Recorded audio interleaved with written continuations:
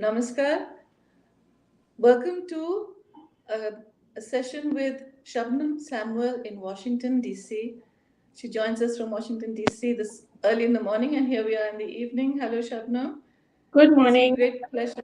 Good morning. Great pleasure to have you here with us today to talk about your book, A Fractured Life. In fact, the session I wanted it to be I Write to Prove That I Exist, which is on your website, and we'll go into that. Shabnam is not has been a is a writer and has been writing for many years, but she's also the CEO of Panchgani Writers Retreat, and she'll tell us a little about that later on. And she works with uh, people. Can you tell us a little bit about your work in your own words, Shabnam, before we go into the book? The Sure, work you do in research and analysis and helping people, women and sure. others in Washington. Basically, I work for a health insurance company. It's a US-based health insurance company, and we work with children who are their families of children who are differently able, anything from the autism spectrum to kids who have cancer. So, because everything in healthcare is so expensive, we look for alternative resources for them. We research where they can go. If somebody lives in Kentucky, how do they go to a hospital in Washington, D.C.? All of that for extra care. So that's what we do, make things a little easier because the family's already handling so much. Yeah, That's what I right, right. And then, your book was published 2 years ago, 2018. And what drew me to the book was not just the title, which is very arresting, A Fractured Life, but also your photo, Shabnam. Because there, this young little girl with two long plaits, waiting to have a photo taken. So, it just drew me to, it's very arresting, that photograph. And your journey, I can imagine, must have been quite, it has been traumatic. But what made you decide to write a memoir? Because you're far too young to be writing a memoir, frankly. Or did you feel it was time to write it? Tell us a little about that. Sure. So I think most of us writers say, "Oh, I never intended to write it," but it's actually true. I never really thought I would write. So in 2008, you read the book. So in 2008, we were in the US. My first husband Arun passed away. Uh, I think I was fairly young. Let's put it that way, not too old. Um, and I was sitting in this house by myself, and saying, what, and you reflect on, he just passed, and I'm like, now what do I do with my life? My son is going to college, and then so I started writing these little thoughts that would come into my head, like just pick up a subject and write about it. And I'd never created a blog or anything. Those days, Facebook had just come into existence, at least for me in 2008. So Facebook has this feature where you can write notes and save them. So I started writing, a chapter on my mother, a chapter on my marriage, not chapters, but essays kind of a thing. And so I kept saving them there. And I love writing, but I never thought it would be a book because I didn't have the courage. There were too many people involved that if I had written something, a memoir, it would have been, I would not have been, I wouldn't have been able to face them. Let's put it that way. That was the Shabnam that I was. But after Arun passed away, I sat there thinking that, what do I do with my life now? There's, nothing. I mean, 25 years have just gone by. And then but the book came about in the sense I won a getaway to a writer's retreat in Vermont in the US. And this was kind of hand in hand with my Panchgani writer's retreat because at that point, about 7, 8 years ago, I was thinking about a writer's retreat. I always wanted to create one. Uh, there's so many in the US that are, they're wonderful, but very expensive. Expensive, yes. Very expensive. And the reason I went to Vermont is because I won it in a contest, in a Christmas contest. So I went there, and every the only criteria was you had to have written something. So we were sitting around a fire in December and at the retreat, and there were 6 other people. And what I didn't know at that point was, anyway, so we read out some work that we had written.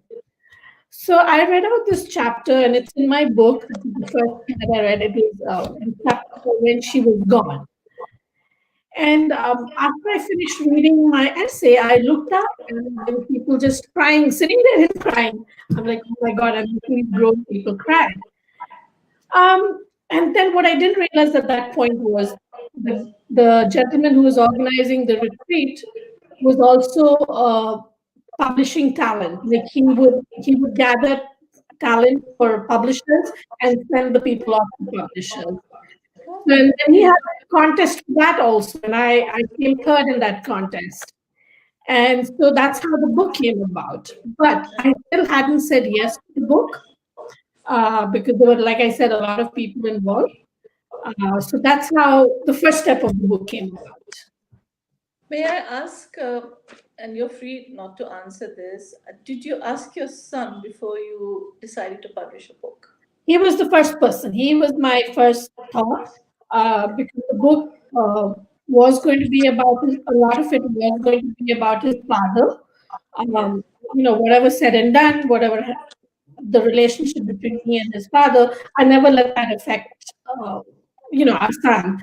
So the first thing we went out to breakfast, and he was what I think about 26 then, and I said, this is what I'm thinking of doing, and my son he's a little old for his age, so he comes back and he says to me, "Look, mom, writers write, painters paint, and something, something, you need to write it. That's your story, you write it." But again, I made sure, look, there are things that are going to be there about your dad. He said, that was your life. Write about it. So once I got the green signal from them, I went ahead. And the other 2 people in my life that I really didn't want to hurt was my half siblings. I have 2 of them because I'm writing about my mother, but she was their mother in a different sense. They have not seen who my mother was. So when those 2 said okay, then I said, okay, now it's time. That's wonderful. Yes. So writing under restraints also has its drawbacks because then you must have had to write, rewrite, thinking that first reading was fine, but the second reading, no, I really can't use that because it sounds too much like so and so. Did you ever feel that Oh, in yeah. your journey? Yes. And actually, yes, actually, a lot of my friends have read the book, and they came away saying, and I don't know what you haven't told me what you thought also, but a lot of them came away saying, you've left out something. It's not complete. It's not complete. And yes, there are so many things that I don't think I can ever write about. You can never write exactly, no, but I understood that. I mean, we can talk about that later sometime personally, but Right. I understood that very well. Why you haven't written certain things and you've left it to people to they can imagine what all the Right. nuances in between your words. Um, One amazing thing, Shabnam, which I found is that I didn't sense any real anger. It's just a sadness, in your writing.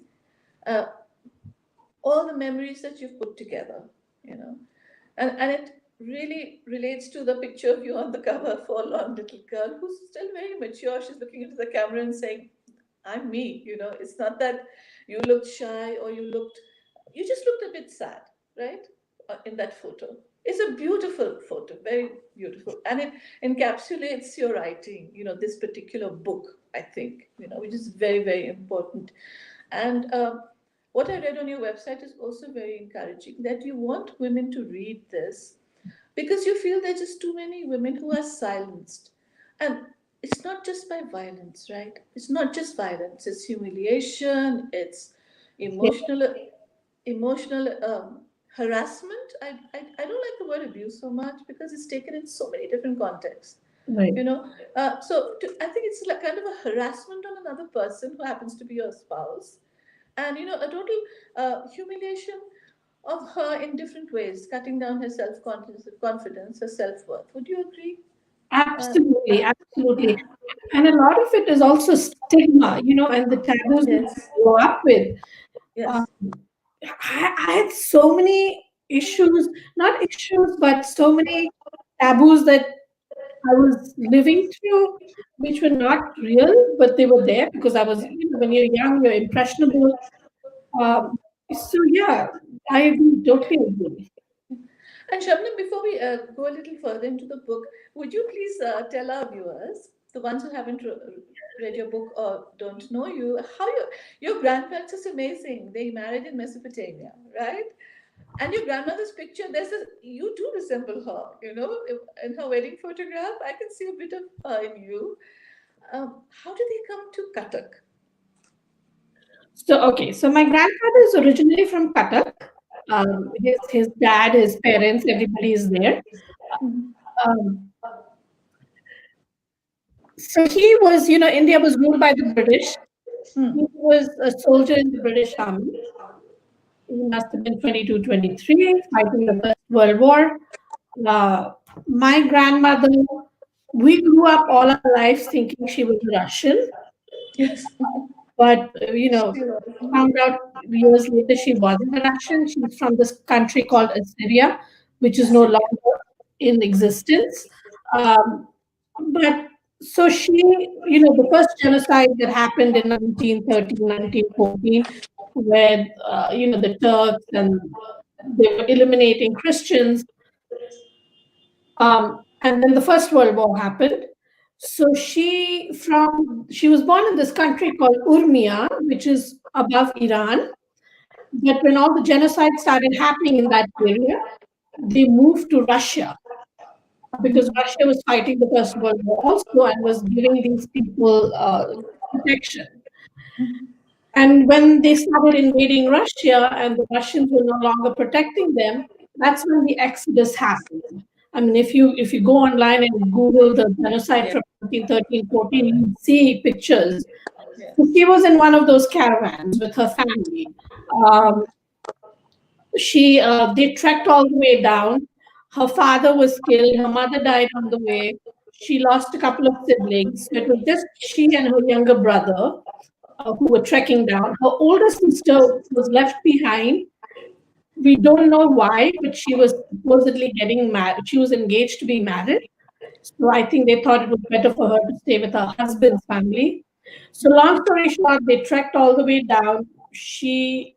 We don't know how long they trekked, but as when we were kids, she would tell us, there was snow, there was people on the road, horses were dead, those kind of things. But we never took it seriously. We were like, oh, she's spinning stories again. Um, and so they came down to Iraq because that's where the Red Cross camp was for the refugees. And she, we think, must have been 14 or 15. Her younger brother, maybe 11 or 12. My grandfather was also part of YMCA, which is the Young Men's Christian Association. So they, as soldiers, would go into the Red Cross camp to organize prayer meetings. And that's where he saw my grandmother. Of course, they had no language in common. They couldn't meet, or there was no such thing. So my grandmother, meanwhile, was helping nurse the soldiers. She wasn't a nurse, but she was the Just assistant helping. to the nurse. Yeah. And so my grandfather's cousin went to the nurse and said, "Hey, the war is ending." It must have been already 2 or 3 years by then in their camp stay. The war is ending, these soldiers are going back. There's so and so soldier who would like to marry this girl and take her home with her. So meanwhile, my grandmother's brother had disappeared from the camp. He was 13, 14, he had disappeared. So this nurse came to my grandmother and said, look, here's a marriage proposal. This camp is shutting down. I'm going back to London. You need to figure out what you want to do. You have no family here. So after much, hear and say, here, back and forth, she agreed to marry him. They got married in Iraq. And yeah, there's a picture of their wedding picture right. They got married there. And they stayed in Iraq, I think, for 2 months. Then by the time they got a ship organized, got a ticket on the ship, and they came back to India. They came to Bombay first, and then he brought her to Cuttack. That's where his home was. Right. And that's where you grew up. I grew up. I was born in Cuttack. You're born in I was born in Cuttack. I grew up there, and they raised me. Um, so yeah, I heard your interview at the Bangalore Literature Festival 2 years ago, and you said that he was very strict, as most grandfathers were. I mean, men of that at that time of his age group, they were very strict. So during your writing and going through his diaries, which he kept for you, I read that too, no? That he maintained those diaries, those photographs. He wanted you to know everything. yeah. Imagine that. How wonderful. Yes. They were all meant for you. So, did your attitude to, you must have been very angry as a child, but has your attitude mellowed towards him now, in retrospect, Yes. towards what he did? Yeah, absolutely. I mean, I also look back and think, after I became a mother, we all say that, Yeah. I know I can figure out the anxiety levels that he had. Plus, I was not his child directly. I was a responsibility for him. Natural. Yes. So that played a part. The generation played a part. So yeah, I used to be very angry as a kid, and even now, I'm not angry. Anger is one emotion that doesn't come into play. I get angry very fast. I have a bad temper, but not with these matters. Um, I kind of figured out why he did what he did. Like, especially when Christmas time comes around, we were raised as Christians because his mother had converted. Then all those conversions were happening in India. So we were raised as Christians, and we have carol singing, and he would never let me go. My cousins would go carol singing all night. We would go to church. They would go to Chodwar and Charbatia in the church bus. So that longing is still there with me. I wish he would let me. I wish he had done this, but no anger at all. No anger. And it was your grandmother who protected you, basically, right? You felt Yeah, yeah, safest in her safe. I mean, she was a safety net for you, right? Your yeah, grandmother. But yeah. even she did. How did she react? How did she relate to your father, to your grandfather in Cuttack? Because what you said in your writing, our compound walls are high, right? And they basically want to keep everyone inside. Your freedom is curbed, right? Yep. And everything that happens there stays there unless Right. it's very hard to go out of it. So when did you start feeling stifled, in Oh. school or much later? No, no, no. School. I mean, boys were not allowed. I was not allowed to talk to a boy, even though I went to a co-education school, a co-ed school. No boys allowed. Nobody could come home. Even my girlfriends were not allowed to come home because they could be a bad influence. So that was it's always very, it's very different then, those days, very very different. different. Yeah. Very hard for people, I think, foreigners to understand, Right. how. But I just, a little bit of a digression. I remember when I went to Korea first, with my husband, and we heard the tales in Korea about how women used to get on, swing as high as they could, so they could look over the compound wall for the Wow. sight of any stranger, because they never met anyone. They were Right. not allowed to meet even relatives, like you said, male or female. They weren't Right. allowed to meet anyone. But Shabnam, coming back to your journey, so you've written this about your grandparents, and you decided to get married, so that it was exciting to go overseas. Everyone wanted to marry and go overseas in those days, right?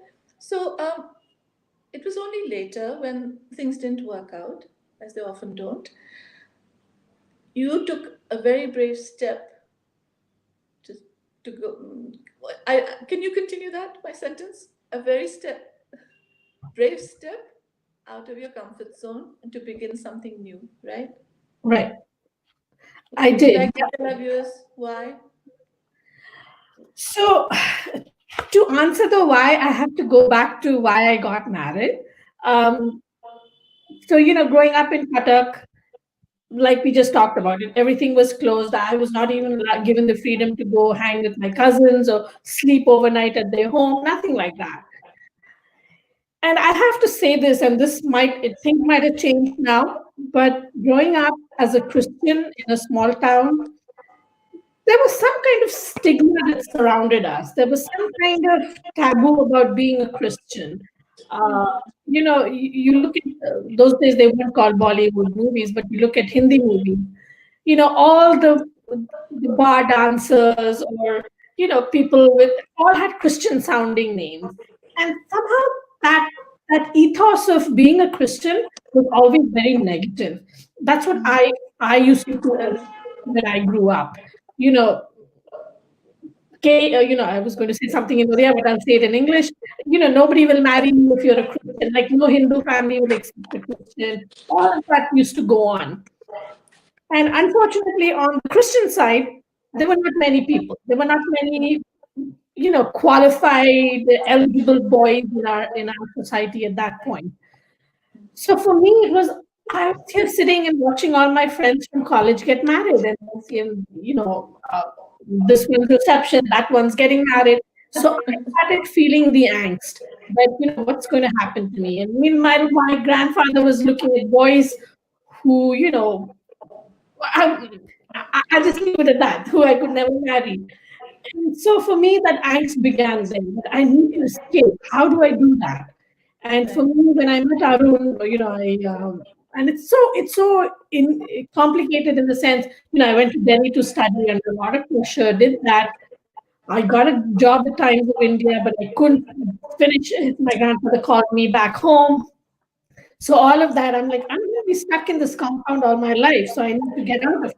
And that was one of the reasons I said yes to marrying him. Right. And, we lived in India 4 years. My son was born there. And for me, it was always okay. I knew at some point he would come back to America because his brother was here. And, he studied here and his green card was in process then. So for me, America was like, okay, I can go there and I can be who I want to be. I can do this, I can do that. I'll study, So that was the driving force behind coming here. Right. And then when you decided to, you did in America, you have been able to turn your life around, right? In the sense that, you not only you do your writing, you have your own television show on Dewdrops. That's like your name, right? So tell us a little bit about the TV show that you Um, do. I, I haven't done it in a while. So the TV show came about 3 years ago. And it's a local channel here, but that channel really does well. They've been bought out by a large network. So basically, I wanted to do what I do with my writing, create a platform for women, men who want to speak about issues that affect all of us. So that's how the TV channel came about. I speak with authors, writers, businesswomen, all of that. All of that. That's wonderful. But Shabnam, would you please read us some passages from your book, which what should I say, which are very important to you? Just Sure. Did you from want to read the introduction or? introduction. I love the introduction. Could we do that first, and then you just tell us a little about it, and then move on to another passage? It'll be Sure. very nice for us to hear that. Okay. Um, so when I started writing, the first thing that I had to learn to forgive myself, not not always hold myself responsible for all of the things that happen, which a lot of us tend to do. It's like, if I hadn't done this, this wouldn't have happened. Then this line is mine. I'm beginning to realize that it was not always the fault in my stars. How we say, they go so, yeah, something or the other we always have. There were other faulty stars before me that dimmed my light. So that goes back to my thoughts of my parents. Like, maybe they could have done something different for me to be different. So that's where that line came from. When I decided to write my story, I did it to prove that I exist. The title of my book, A Fractured Life, came to me while I one day sat to examine every decade of my life for the last 5 decades. Every decade that I paused and reflected on, there seemed to be a split, a splint, a tear, a rupture, and a fracture. Every decade was connected. Every year in chronological order that led to a decade had heartbreak, confusion, darkness, questions, and most time dark, murky secrets that were either mine or passed down from a generation or two. So, that line, I write to prove that I exist, was very important for me because growing up, nobody knew whose kid I was. When I say nobody knew, nobody acknowledged the fact that they knew whose kid I was. Everybody knew. Yeah. Everybody knew that my parents were divorced, that my dad, who's a Punjabi, who was a Punjabi, was was back in Delhi with my brother. Everybody knew my mother left me with my grandparents and got remarried into a traditional Hindu family, which was a well-known family in Qatar. But everybody pretended they didn't know who I was. So, I would see my mother, I would see my half siblings, but they didn't know who I was. The world would not, I would see her in laws on the streets. Qatar was small then. We were all entwined with each other. So that's the reason, because nobody knew who I was. Nobody, when your own half siblings find out who you are at 45 and 50, you can imagine where that line came from. So that's why I write Yeah. that line. It's very traumatic. All the writing, it must have been exhausting too, emotionally. Or did you? Everyone will say, writers write because there's immense catharsis, but there's something more than that, isn't there? It's not just It, catharsis. Yes, you're right. There's something so much more than that. I was lucky. Um, like I said, I just wrote free flow for a long time. I, kept making these notes. But then I had my grandfather's diaries to support me with my memories, with my thoughts. And so for me, it was traumatic, yes, but I kind of like had my grandfather on this journey with me also. Like he was see that, Yes, he was writing and I was there. So yes, yes. That was a great support system yeah. for you, right? For you. And when we spoke a few days ago, you said it's very important that we must tell our stories, right? So in the 2 years since the book's publication, what have people said to you about the book? There've been thank yous, so many thank yous, mostly women for encouraging them for I do talk at some domestic violence organizations. Not that I say domestic violence, people have had it worse than what I've had, and I realize that, I acknowledge that. But for them, especially within the South Asian community, that's what we call our Yes, here, it's very important for them to see a similar face. And because of our culture of silence, not many people from our origins go out there and say, hey, this happened to me, especially at my age. Okay, a younger generation, yes, they're forthcoming, they don't care, they want people to know. But for somebody in my generation, and I know that the sad thing is, when I was married and within this community of ours for the last 25 years, I know women there who've been abused by their husbands, yes. but we still pretend, we still go on because again, it's our culture. It's So a and culture of silence, like you very yes, yes, rightly, aptly put it. Yes, and yeah, then there comes a time when you say it doesn't matter what people think. There's this one life we have, yeah, and it's important that one takes a step to make sure one can live safely, right? Which is right. not easy. It's not easy, right? So No have you written about that? Would you like to read a little passage from your book about the choices? choices. Any choices, like you decided to do something and how you did it? I don't know if Something related. I written about that. I don't.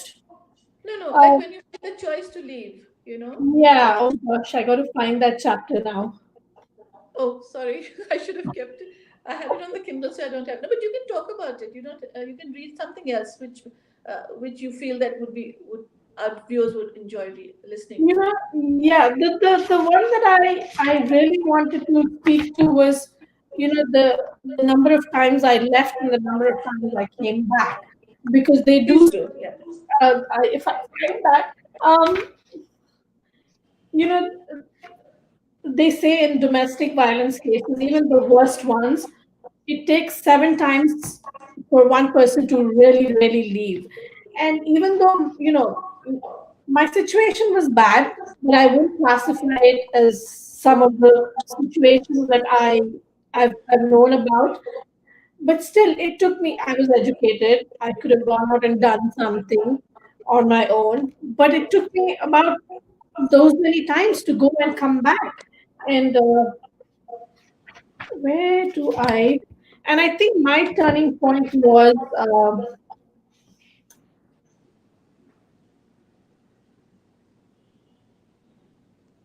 I think and I'm sorry, I can't find that passage, but my turning point came when I reached out for help within the husband's family, and nobody came to my rescue. They were like, no, we don't want to interfere. So I was like, if your family says they don't want to interfere, where is your safety net? You have to create that for yourself.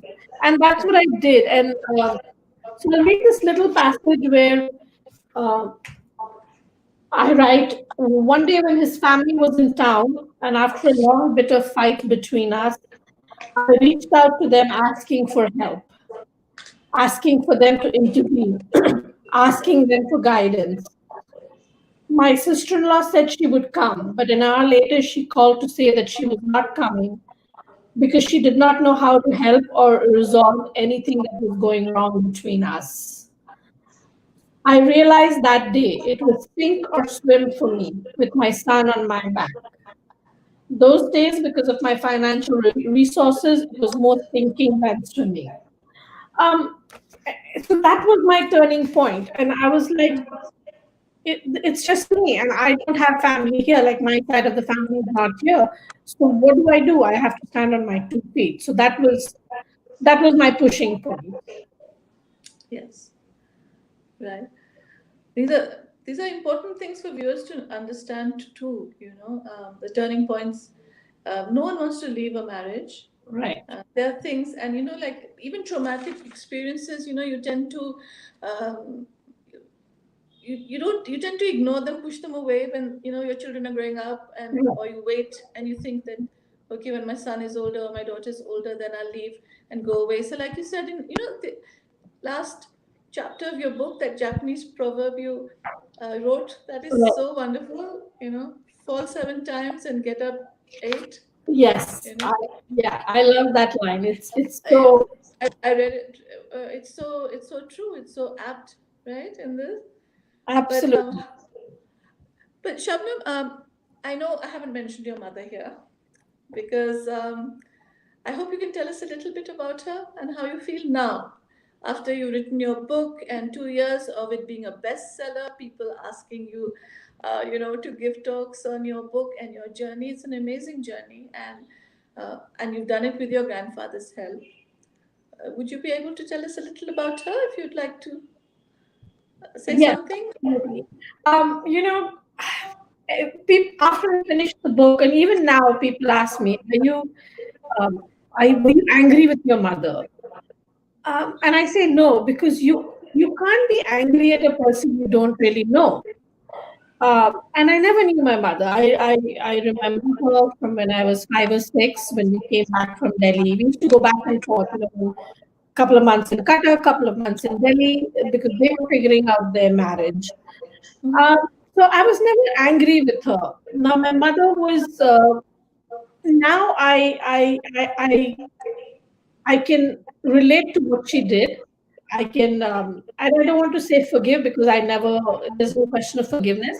I can, not that I don't forgive her, but I just don't hold a grudge against her. I think Right. I understand her choices better now. Uh, she was maybe 23 or 24 with 2 kids, and she was divorced. Again, we come from a Christian background. Nobody's going to accept you.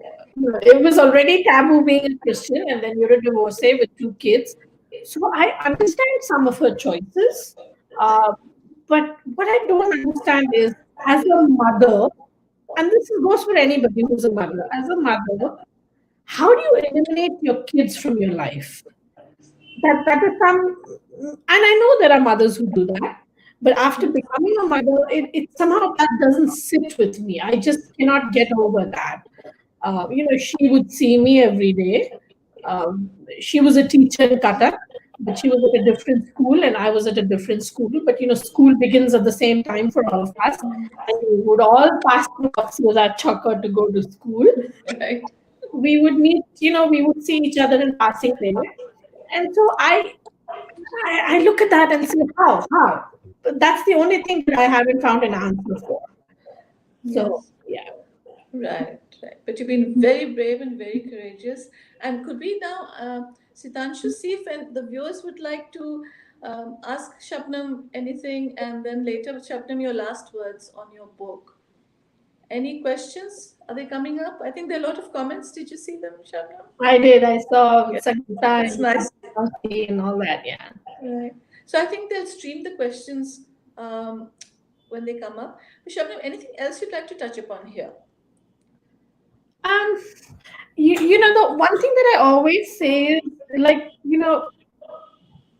always speak your truth. Like, whatever is happening, just it takes a lot of courage. And just because I've done it doesn't mean X is going to do it.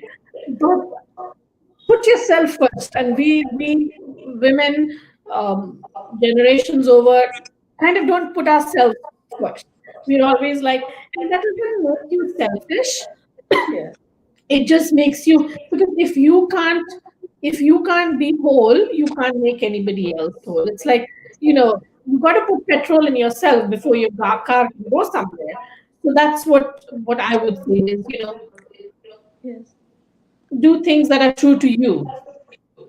But Shabnam, sometimes it's not possible, right? I Because think. it depends which, suppose you're staying in Qatar. Huh? Because I'm also from Qatar. We're both born in Qatar. It's not always easy to get out of the family environment and move away from it. It's very difficult unless if you have a job. And like you said, we know so many people, I know, who are in very difficult relationships, but they can't. They just don't know where to go because they have no job. So where do they go? And most of the time, the parents are elderly or cannot support Right. them. And we don't have support systems, proper ones. Yes, we have commissions and all who try to do something. They go and, have a few dharmas, something or the other. But where do they go? What should people do to help them? Because no one wants to take sides for that matter. And no, and it becomes a responsibility also. So the only thing, and I know I understand that in small towns, even in a country like America, there are so many women who are struggling with it. What I Yes, would say to that is, find a friend that you can depend on, that you can talk to, because you need yes. that outlet. You I need. think the first thing, yes, is to find someone to talk to Yeah. initially. Maybe with all the talking, something might happen. But Right. not if there's violence, because violence doesn't go away. I could have another session on violence because I know, Right. but the thing is, it's very hard. And then in India, see, if you miss the boat for a job, if you don't do your civil service examinations, you don't start teaching, you don't do anything at the age of 21 or 22, you're finished. It's very hard to get a foothold into any job in India, Right. right? I, Or is I it hard?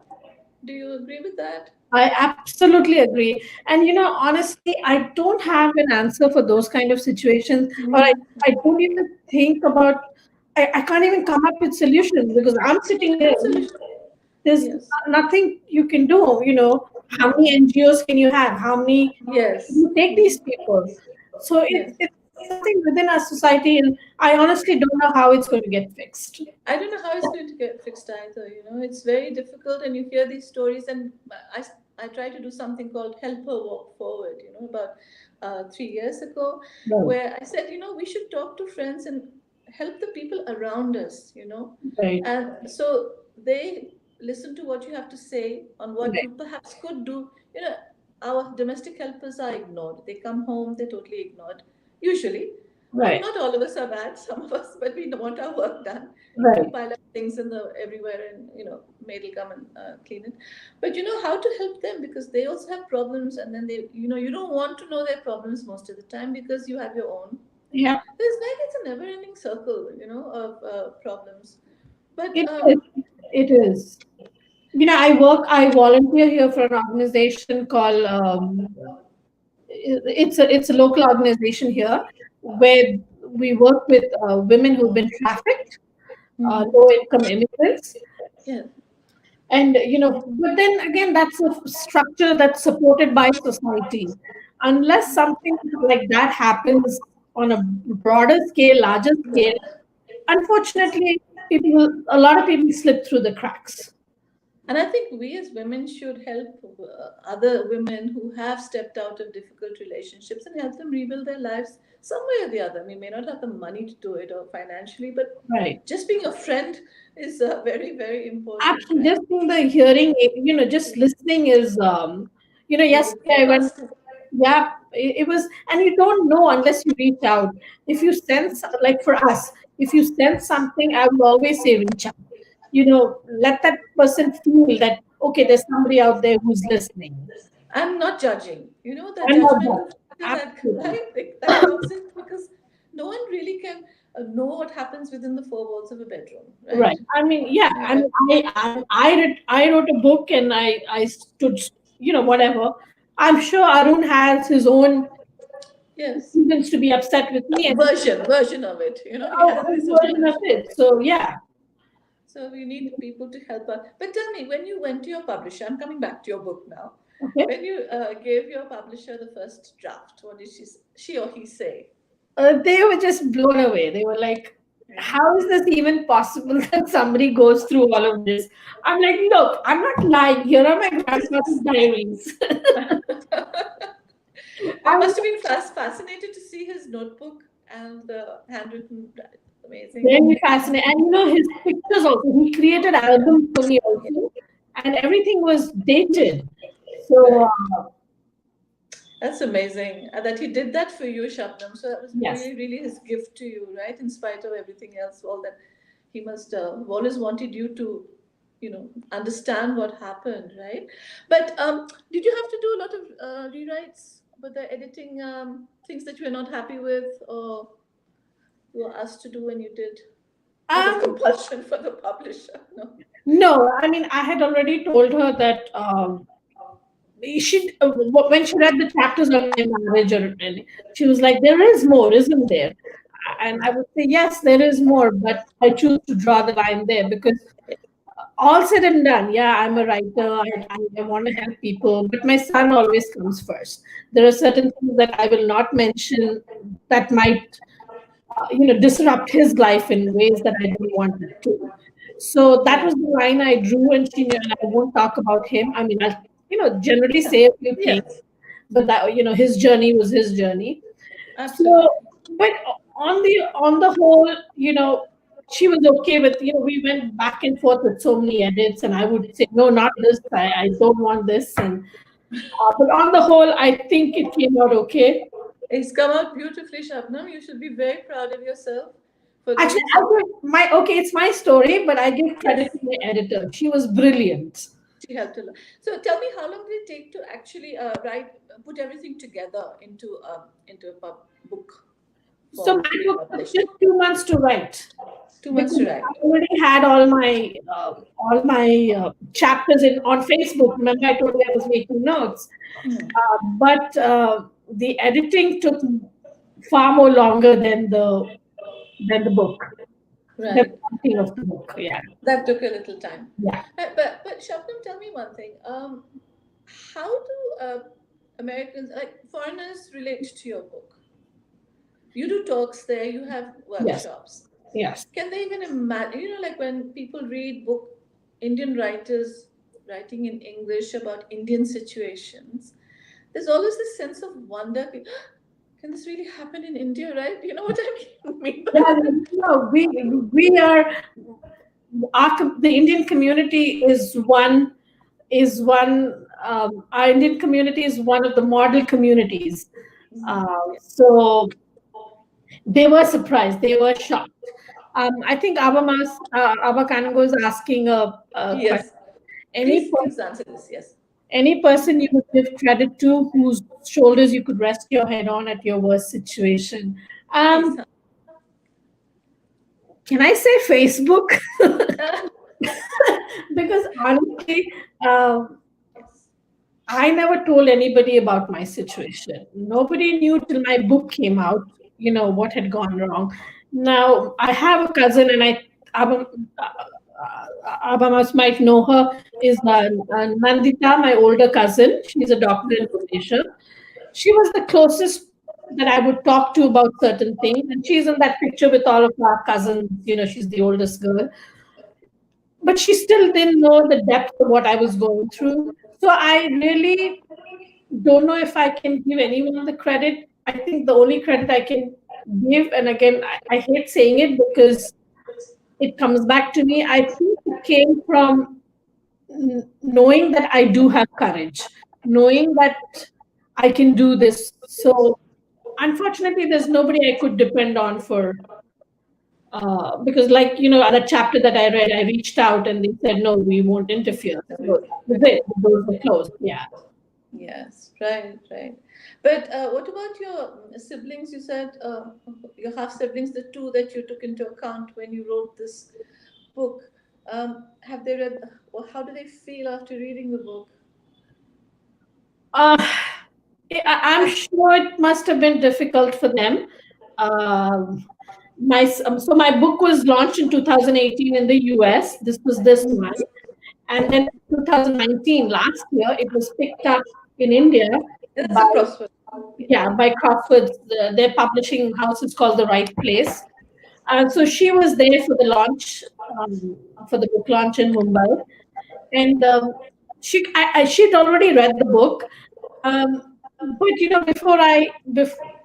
I prepped her for it. I said, look, the person that you're reading about in the book was my mother, not yours.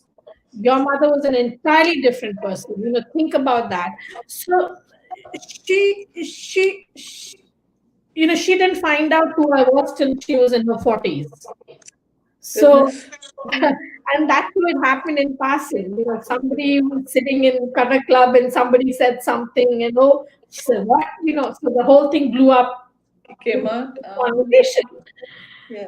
So they have been very supportive. I try not to, we don't talk about my mother so much. I mean, she passed away in June of this year, but when Oh, she was alive, just passing references.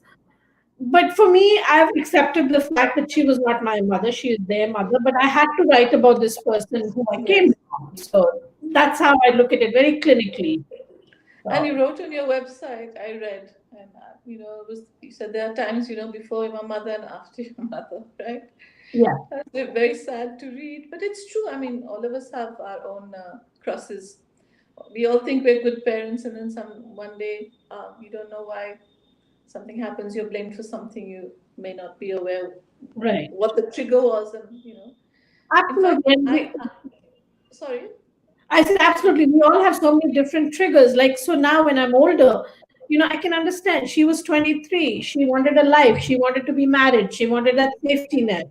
If she had to if she had to sacrifice her kids, she did. I mean, I look at it from her angle. I try not to put myself, oh, it was me that she gave up. It was my brother that she gave up. No, maybe, she had her reasons. So I try to look at it that way. And before we end this session, Shabnam, which has been wonderful, I think we could go on for hours, but we have a time limit, unfortunately. Um, some words of advice to women who are, to our viewers, to any young ones or even older ones. How do you help your own children? Like, you've been through a lot. So if you think that your child is being abused, if you have to use the word that's being used nowadays, or in a very unhappy relationship, let's say, how would you deal with a child? Going by your experience and what you've written, what would you say to today's mother, let's say? Right. So, I would say, yes, you are a mother, but be your child's friend also. Um, by friend I don't mean, slap each other on the back or, high five. No, just listen to them, talk to them and keep that communication open all the time. I sometimes I feel that with my son, that cycle. How do I break it? How do I make sure he's okay? So you have to keep, and then you have to be honest. If you have gone through something, you need your child to know that, look, I went through this, it's okay, we can get through it. So I think to be real and honest and communicate is very important with your kids. Absolutely. Thank you Very. so much, Shabnam. It's Thank been you. wonderful having you here and listening to you. And I hope you're going to write another book, an Yes, equally yes. fascinating It's one on in the the way. new year. Thank you, Sangeeta, for ordering the copies, and thank you. Yeah, I think it was Dr. Patnaik who's online who also said thank you. And thank you, Abhamausi, very much. Thank right. you, Jayshree. You're very welcome, and thank you, Director KLF and the team Yes, KLF for having us both here. And Shabnam, all the best. And to our viewers, thank you for tuning in, all of you. Namaskar. namaskar. Hopefully, Thank you. namaskar. Bye. Thank you.